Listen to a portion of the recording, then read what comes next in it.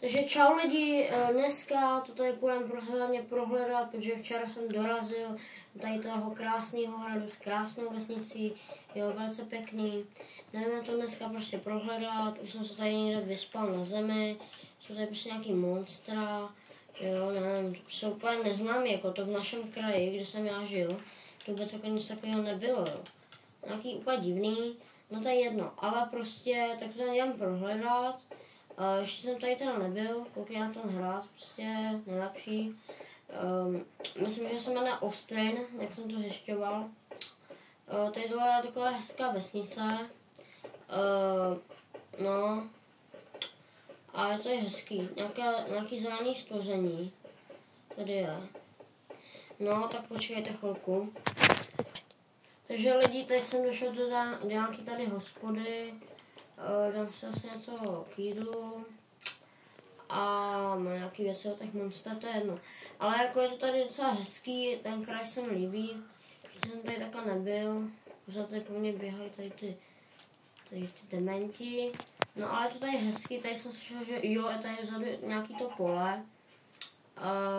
Slyšel jsem, že by tady měli dělat něco nového, nějaký král.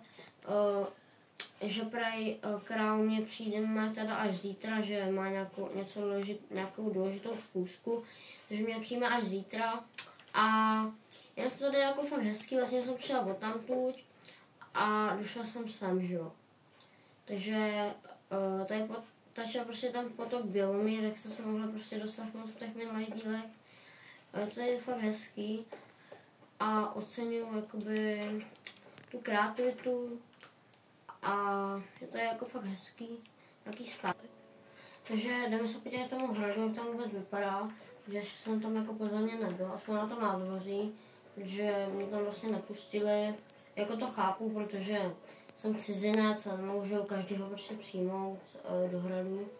Takže se na to jdeme podívat a to je jako fakt hezký. Tam jsem se šel, to se potom v příštím díle půjdeme podívat, tam jsou nějaký vily ještě. A vlastně, tak já jsem takhle se k tomu přiblížím, aspoň jsem viděl z dálky, jak to vypadá. Tady taky pořád všude teče ten potok, jo, ten Bělomír. To je jako fakt hezký, nějaký sady koukám. No, ale jestli chcete vidět v příštím díle, tak král mě teda přijme a dá mi klíč od toho, aby jsme se tam potom mohl jít podívat na ten hrad.